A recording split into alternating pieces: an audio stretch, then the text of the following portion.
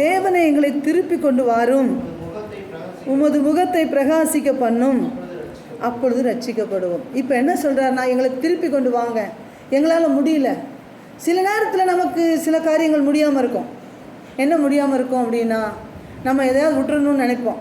ஒரு ஆண்டவர் பிரியமில்லாத காரியம், இந்த உலக காரியங்கள், உலக ஆசா பசங்களை அதை விட்டுறணும், சில வார்த்தைகள் கெட்ட வார்த்தைகள் விட்டுறணும்னு நினைப்போம். ஆனால் முடியாது. ஏன்னா ஜென்ம சுவாபத்தில் ஆரம்பத்தில் வந்துடும். அதனால் இவர் சொல்கிறாரு, எங்களை திருப்பி கொண்டு வாங்க, எங்களை அதிலேருந்து திருப்பிடுங்க ஆண்டவரேன்னு சொல்லி ஜெபிக்கிறார் ஆசாப் இப்படி ஜெபிக்கிறாரு, எங்களை திருப்பிடுங்க, எங்களுக்கு முடியலைன்றதுனால ஆண்டவர்கிட்ட சொல்கிறாரு, எங்களை திருப்பி கொண்டு வாருன்னு ஜெபிக்கிறார். சில காரியத்தை விட முடியாது, சில பழக்க வழக்கங்களை விட முடியாது, நம்மளால் விட முடியாது. அது பிறவிலே அப்படி வந்துட்டுருக்கோம். அப்போ அதை விட்டு மனம் திரும்பணும். ஆண்டவர் பிள்ளைங்க வேறு பிரிக்கப்பட்டிருக்கணும், வேறு மாதிரி இருக்கணும். அவங்களுக்கும் நமக்கும் சம்மந்தம் கிடையாது. உலகத்தில் உள்ள வார்த்தைகள், உலகத்தில் பயன்படுத்துகிற விதம், அதையெல்லாம் நம்ம என்ன செய்யக்கூடாது, பேசக்கூடாது. நம்மெல்லாம் யாருன்னா பக்தி உள்ளவர்கள் அப்படின்னா நமக்கு அவர் தான் நமக்கு துணை அப்படின்னு நம்ம இருக்கிறவங்க. ஆண்டவர் மட்டும்தான் எனக்கு துணை அப்படின்னு நம்ம நிற்கிறவர்கள், அவரை சார்ந்து வாழ்கிறவங்க நீங்களும் நான். அதனால் நாம் என்ன செய்யணும், சில காரியங்களை விட முடியல அப்படின்னா இவர் ஜெபிக்கிறார் பாருங்க, திருப்பி கொண்டு வாங்க, எங்களை அந்த இடத்துல இருந்து திருப்பிடுங்க ஆண்டவரே. நாங்கள் அந்த பழக்க வழக்கங்கள் வந்து திருப்பி உங்களுக்கு பிடித்த மாதிரி நான் வாழணும் அப்படின்னு சொல்லி அவர் ஜெபிக்கிறார். ஆண்டவரே, உமக்கு உகந்தவர்களாக நான் வாழணும், எங்களை திருப்புங்க, உமது முகத்தை எங்கள் மேலே பிரகாசிக்க பண்ணுங்கன்னு கேட்குறார். தேவ சபையில் தேவ சமூகத்தில் இருந்து, ஆண்டவரே என் முகத்தை பிரகாசிக்க பண்ணுங்க, என் முகத்தை பிரகாசிக்க பண்ணுங்கன்னு ஜெபிக்கிறார். அப்படி ஜெபிக்கும்போது ஆண்டவரால் இருக்க முடியாது.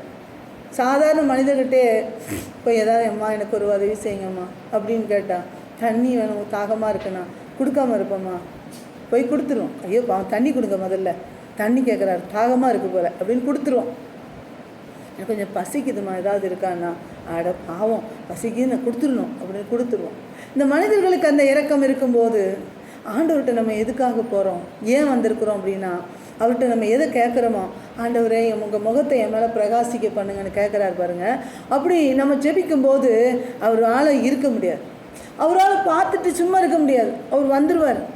அவர் வந்து நமக்கு என்ன தேவையோ அதை தரதுக்கு ஆயத்தமாக இருக்கிறார். அல்லேலூயா. என் பிள்ளைகளுக்காக நான் ஜெபிக்கிறேன், ஆண்டவரே என் பிள்ளைகள் நல்லபடியாக வைங்க அப்படின்னா அது ஆண்டவர்கிட்ட சொல்லணும். என் பிள்ளைகளுக்காக நான் வந்திருக்கேன்ப்பா, அவர்கிட்ட தெரியப்படுத்தணும்.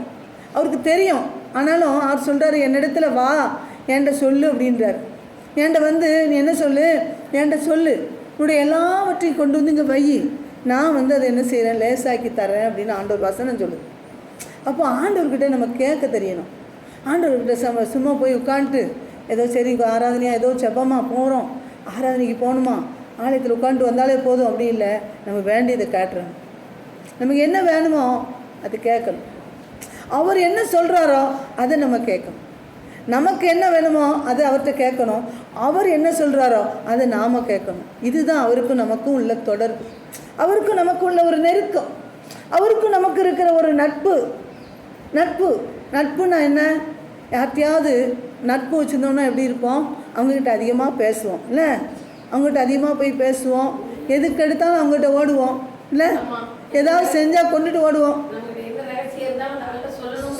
சொல்லணுன்றது வந்துடும். ஏதாவது செஞ்சால் அவங்களுக்கு கொண்டு கொடுப்போமே நம்ம ஃப்ரெண்டுக்கு அப்படின்னு கொண்டு போய் கொடுப்போம். ஏதாவது கொடுக்கணும்னு தோணும், கொடுக்காமல் இருக்க முடியாது. ரொம்ப லேட்டான ஏதோ நம்மக்கிட்ட எவ்வளோ இருக்கோ அவ்வளோவாது கொண்டு கொடுப்போம் அப்படின்னு. இப்போ நம்ம ஒரு உருளைக்கிழங்கு தண்டியில் கொண்டு கொடுத்தோன்னா அவங்க ஒரு நெல்லிக்காய் தண்டியாக திரும்ப கொண்டு வருவாங்க. நமக்கு அவங்க என்ன கொண்டு வராங்க, என்ன நாளும் நம்மளும் ஏதாவது கொண்டு போவோம்.